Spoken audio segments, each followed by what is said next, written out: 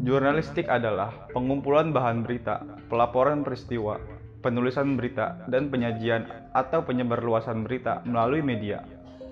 Tujuan jurnalisme untuk menyediakan informasi yang dibutuhkan warga negara untuk membuat keputusan terbaik tentang kehidupan, komunitas, masyarakat, dan pemerintah. Seorang jurnalis harus mempunyai keberanian dan harus siap terhadap segala risiko yang akan dihadapi. Mengapa demikian? Pekerjaan ini kental dengan risiko kematian saat melakukan tugas liputan tempat yang sedang terjadi kerusuhan atau bencana alam. Apalagi pada saat kerusuhan 98. Kerusuhan Mei 98 merupakan salah satu kejadian yang kelam dalam sejarah Republik Indonesia. Penyebab ini terjadi karena adanya krisis finansial Asia disebabkan oleh mata uang Thailand yaitu baht yang mengalami devaluasi. Kerusuhan tersebut semakin memanas karena 4 mahasiswa Universitas Trisakti tewas ditembak oleh oknum aparat.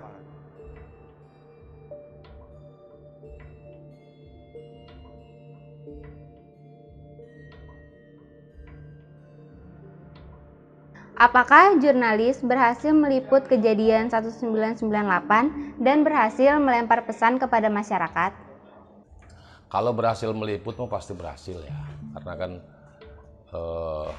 itu kan momen ya, pasti di apa namanya harus kita cover apapun itu.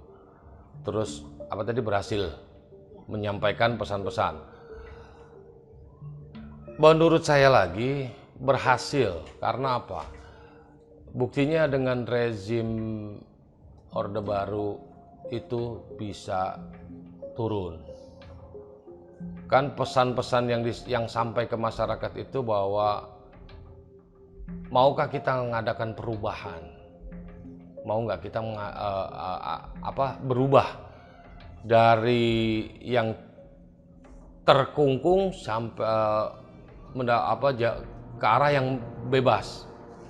Itu sama juga dengan pers. Pers juga kan saat itu mendambakan kebebasannya, kebebasan menyampaikan informasi kepada masyarakat, tidak terbelenggu. Nah, di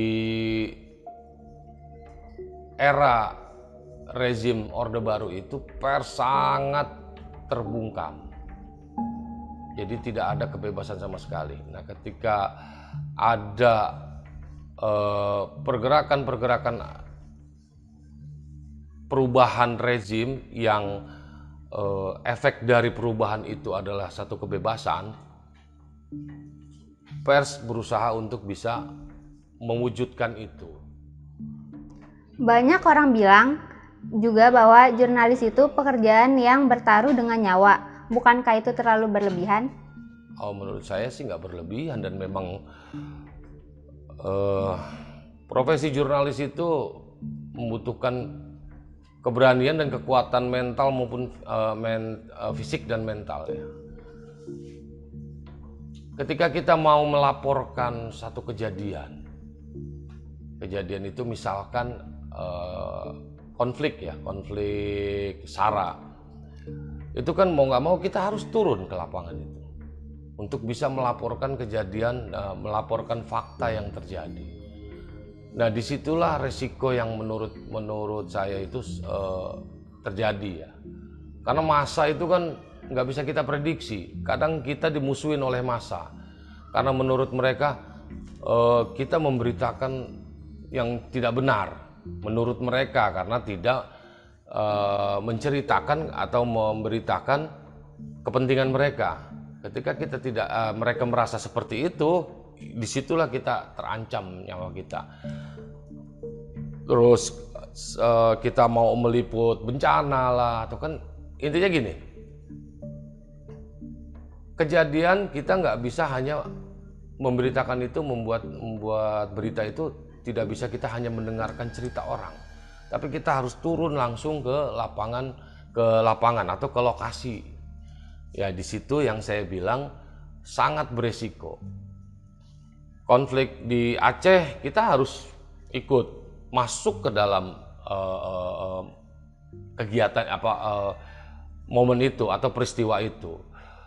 Bisa dibayangkan dong kalau pas lagi ada kontak tembak lah, itu kan kita ada di tengah-tengah itu. Kayak ada teman saya yang di namanya Ersa Siregar itu kan dia tewas di Aceh kan waktu itu. Mereka sempat terjebak di baku tembak antara GAM dengan TNI.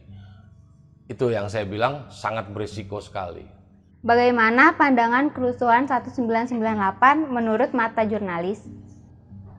Untuk jurnalis ya, itu satu momen untuk kebebasan berpendapat, bersuara.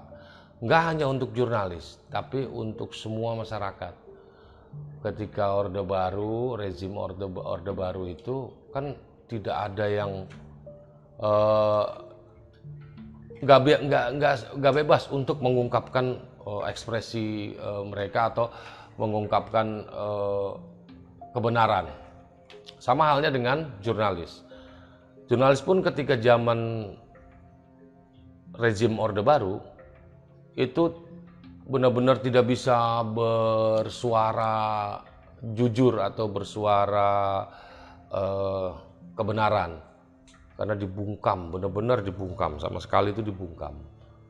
Kalau kita nekat memberitakan sesuatu yang bertentangan dengan keinginan atau kepentingan, berbenturan dengan kepentingan rezim, maka kalau secara lembaga akan dibredel. Itulah. Nah, ketika ada perubahan rezim ke era reformasi, di situ kan ada kebebasan untuk berpendapat.